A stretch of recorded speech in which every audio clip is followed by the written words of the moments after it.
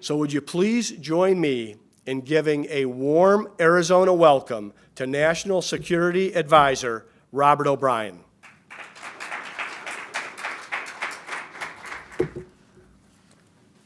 Well, thank you, Governor. It was an extraordinarily kind introduction, and thinking of Kayla and her parents, we had them at the State of the Union. It was a very special occasion for the President and for all of us as Americans. And what happened to Kayla should never happen to anyone, especially an American. So thank you for remembering her today and for the support you've given her family.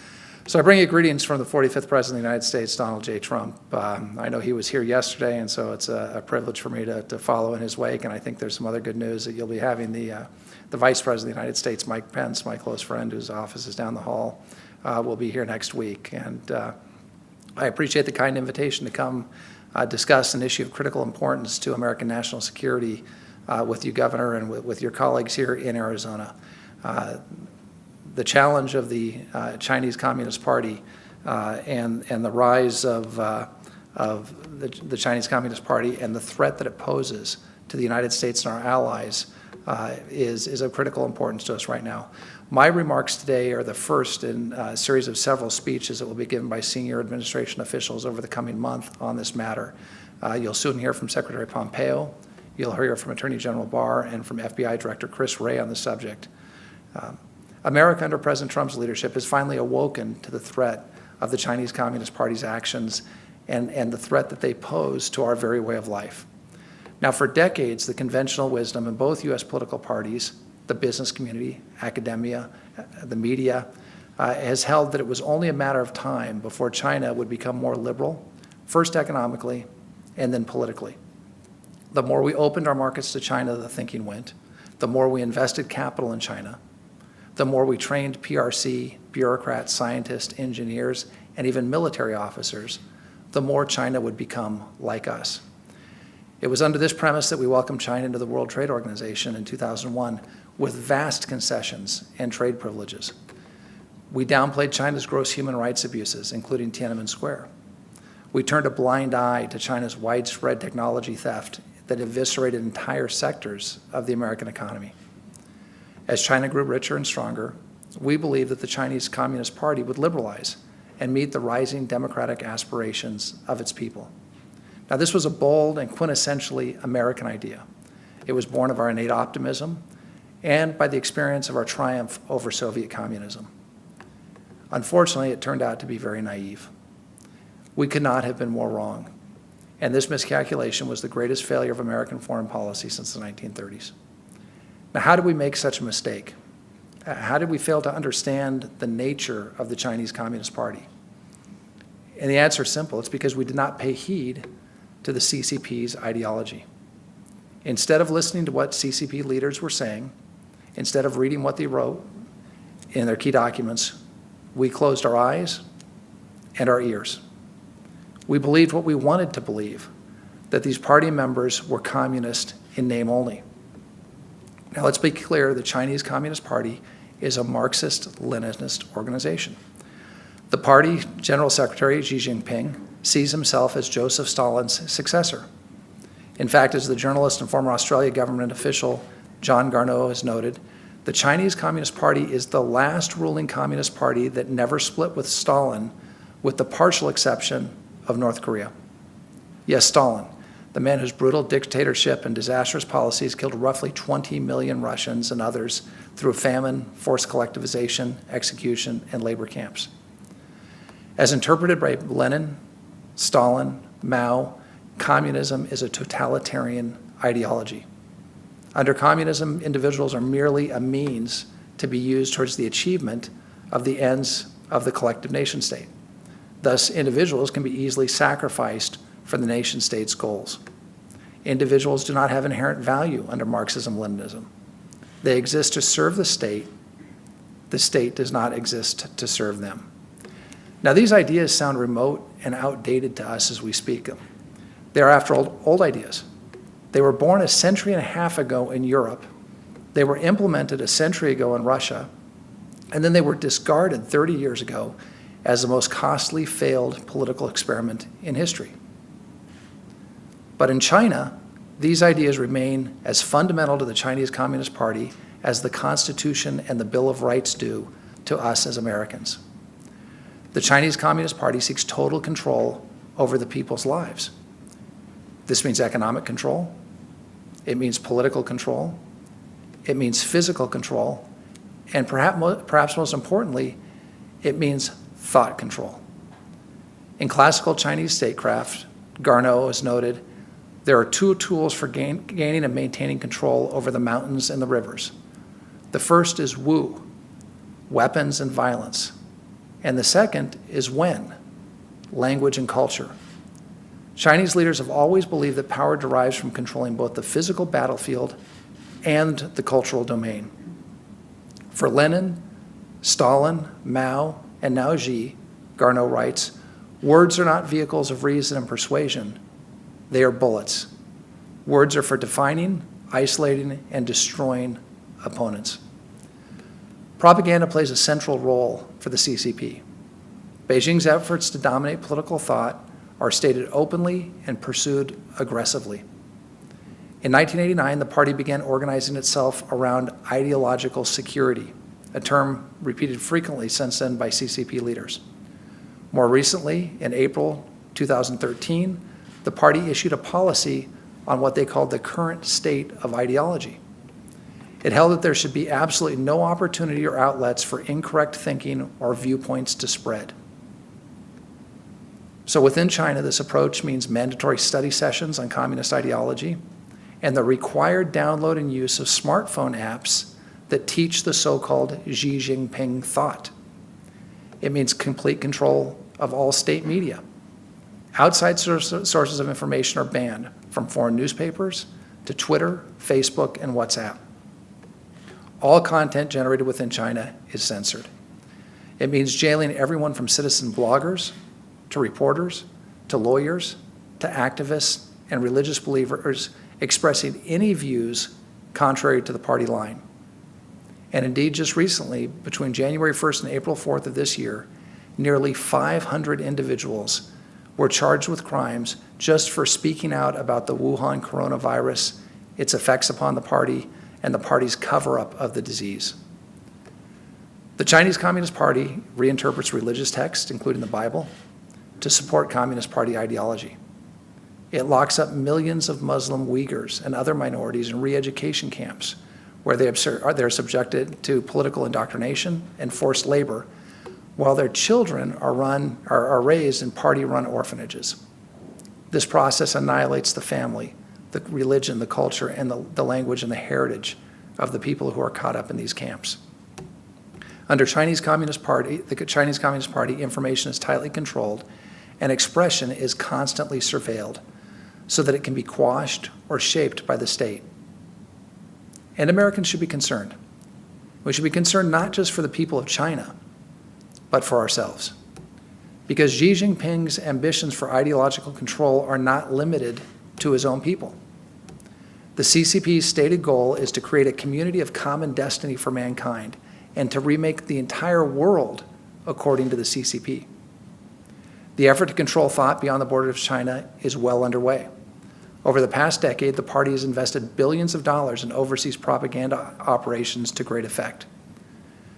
The CCP has moved to eliminate unfriendly Chinese language media outlets worldwide, and it's close to succeeding. Nearly every Chinese language news outlet in the US is either owned by or works closely with the party, and it's making inroads into the English language media as well. There are more than a dozen radio stations in cities across the country where Americans hear subtle propaganda, pro-Beijing propaganda on their FM radio. Recently, Chinese propaganda persuaded so many Americans that a US soldier had brought the coronavirus to Wuhan, as opposed to Wuhan sending the virus to the rest of the world, a complete fabrication by the CCP, that this soldier and her family needed a personal security detail to protect them from death threats. And this situation occurred in Maryland. On TikTok, a Chinese-owned social media platform with over 40 million American users, probably a lot of your kids and younger colleagues, accounts criticizing the CCP and Beijing's policies are routinely removed or deleted. Last week, Twitter announced the suspension of more than 23,000 CCP-linked accounts for spreading propaganda on Hong Kong and COVID-19. The latest suspension was in addition to August's removal of more than 150,000 CCP accounts that were used to spread anti-American disinformation and to generate an illusion on Twitter of popular support for Beijing's policies in the United States. And these are just the accounts that Twitter caught. How many others are out there that are still undetected?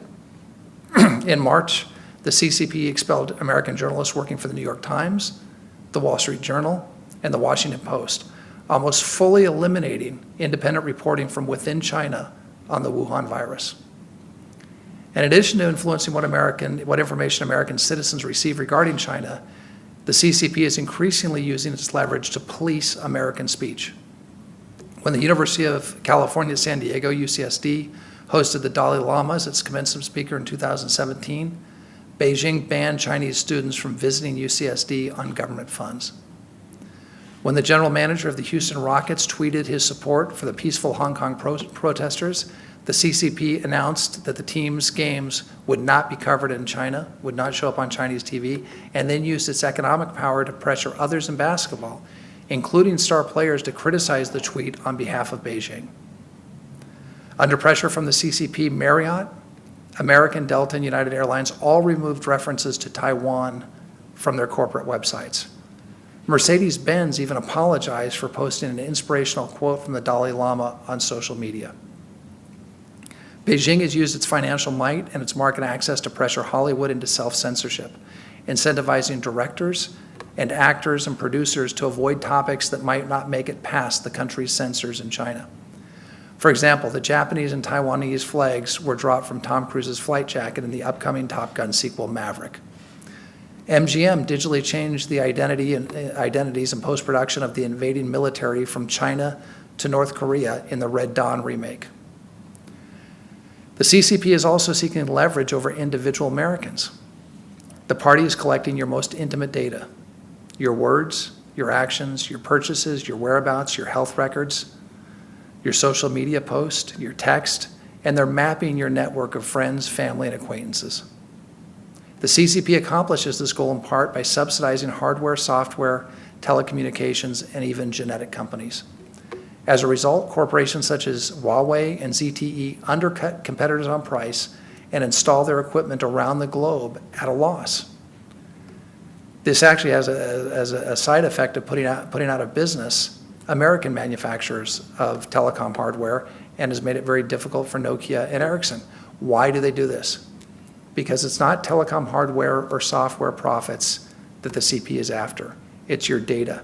And they use backdoors built into their products in order to obtain that data.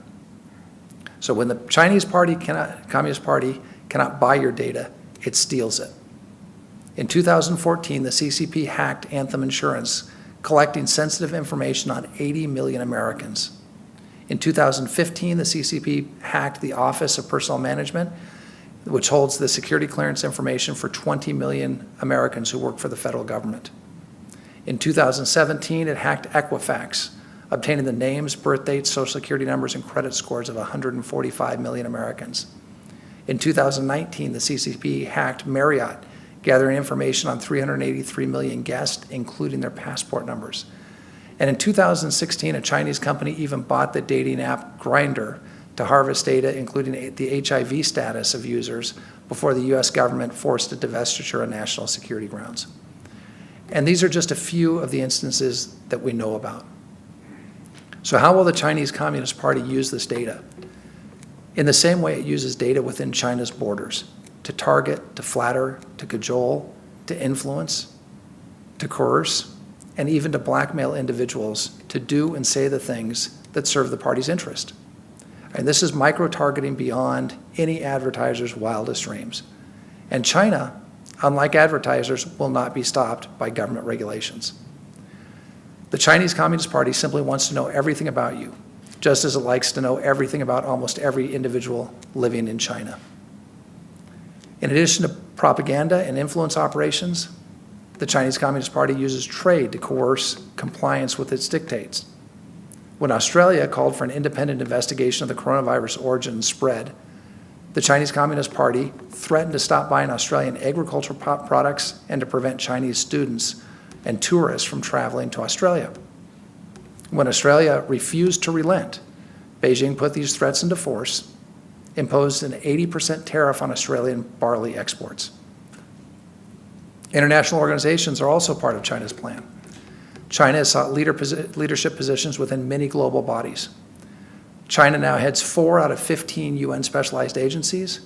That's more than the US, UK, France, and Russia, the other members of the Permanent Five of the Security Council combined.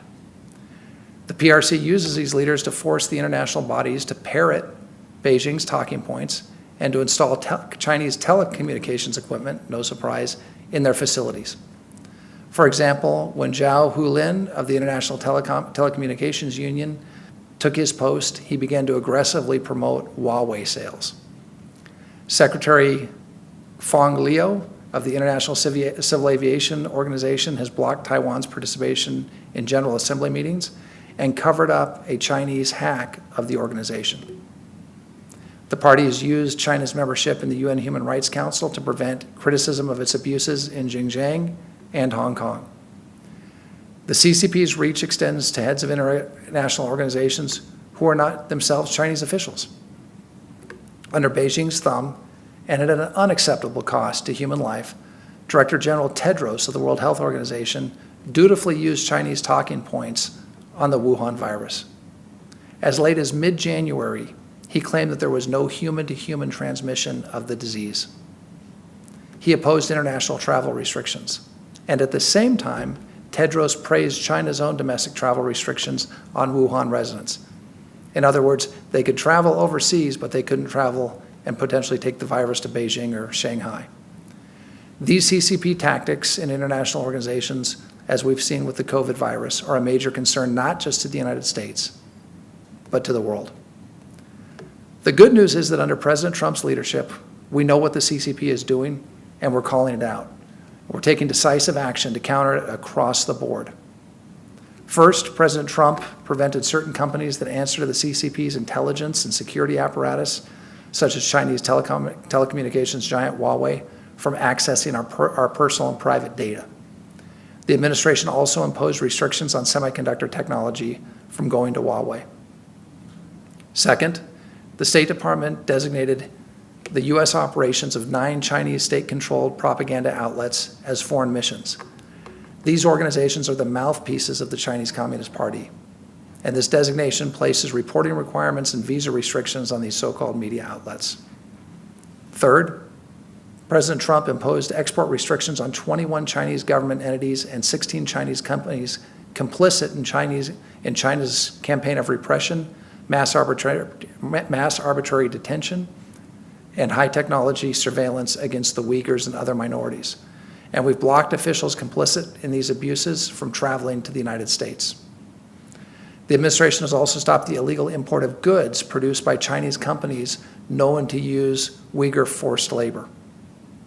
Fourth, President Trump left the United Nations Human Rights Council to protest its co-optation by China. He's terminated the U.S. relationship with the World Health Organization because its response to the pandemic showed that it is entirely beholden to China. Instead of funding the corrupt WHO in Geneva with over $400 million per year, the United States and our generous taxpayers will now send that money directly to where it is needed most: frontline healthcare workers serving in developing countries around the world. Fifth, President Trump limited the People's Liberation Army's ability to use student visa programs to place its officers and employees in our colleges and universities to steal U.S. technology, intellectual property, and information. Sixth, the president moved to halt the investment of U.S. federal employee retirement funds into PRC companies, including Chinese military contractors and manufacturers of surveillance equipment used to oppress religious minorities. He's examining the opaque accounting practices of Chinese companies that are still listed on the U.S. stock exchanges. And this week, the Defense Department is submitting to Congress a list of the People's Liberation Army-linked companies with operations in the United States so that the American people are fully informed about exactly with whom they are doing business. Now, these steps are just the start as America corrects 40 years of a one-sided, unfair relationship that has severely affected our nation's economics, and recently our political well-being. Just like the tariffs that were imposed by the president due to unfair Chinese trade practices early in his administration, there is more to come. President Trump understands that lasting peace comes through strength. We are the strongest nation on earth, and we will not bend to the CCP. As the foregoing actions demonstrate, the Trump administration is countering CCP malign activity. The Trump administration will speak out and reveal what the Chinese Communist Party believes and what it is planning, not just for China and Hong Kong and Taiwan, but for the entire world. Together with our allies and partners, we will resist the Chinese Communist Party's efforts to manipulate our people and our governments, damage our economies, and undermine our sovereignty. The days of American passivity and naivete regarding the People's Republic of China are over. We will stay true to our principles, especially freedom of speech, which stand in stark contrast to the Marxist-Leninist ideology embraced by the CCP. Under President Trump's leadership, we will encourage diversity of thought, resist efforts to police speech or encourage self-censorship, protect Americans' personal data, and above all, continue to proclaim that all women and men are entitled by right of God to liberty, life, and the pursuit of happiness. Now, as I close, let me make it clear. We have deep respect and admiration for the Chinese people. The United States has a long history of friendship with the Chinese nation. But the Chinese Communist Party does not equal China or her people. To the Chinese Communist Party, I say, as the recent Phase 1 trade deal has shown, it is possible for our governments to have a productive relationship. And we want good relationships with China, but we do not want those relations on the terms that are currently on offer from Beijing. As Americans, I'm certain that we will rise to successfully meet the challenge presented by the Chinese Communist Party, just as we have responded to all the great crises over our history. President Trump is leading the way. And like President Trump, I believe that our best days as a country remain ahead of us. Again, thank you for joining me here today. It's a privilege to be here in Phoenix, Arizona. May God bless you. May God bless America. And thank you again very much for your time. Thank you, Governor.